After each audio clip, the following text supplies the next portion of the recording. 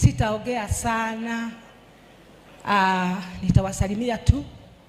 Naitwa Pastor Lucy au ninaitwa Mama Kanyari.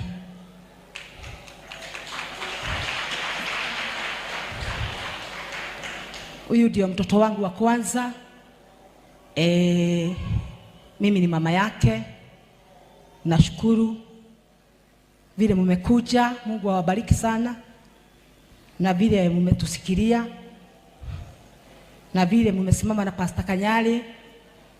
Mungu tu awabariki na watendee mema, maana ya wema mmefanya.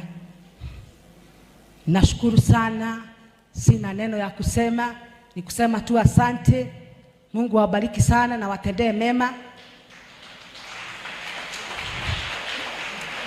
Na nashukuru sana wale nimeona hapa. Kuna siku moja tuliongea na Githaiga, sio kama alienda. Githaiga ni rafiki yangu. Kuna siku alinipigia simu wakiwa na Pastor Kanyari na nikaongea na yeye. Nashukuru sana. Mungu awabariki sana na watendee mema, maana Mungu wetu ni wa haki na ni mwaminifu.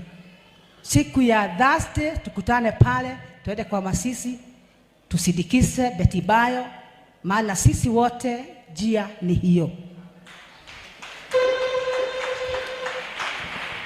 Yeye ni kutangulia, ametangulia, na sisi tutamfuata tu, maana ni kawaida. Mwanadamu amesaliwa na mwanamke, siku zake ni chache duniani. Mungu awabariki na watendee mema. Naombea mtoto wangu. Nashukuru sana kwa sababu ya mtoto wangu.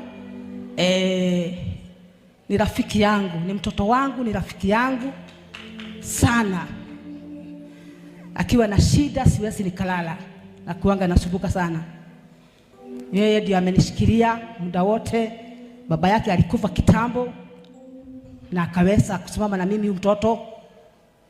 Hata huyu ndio mdogo, simama.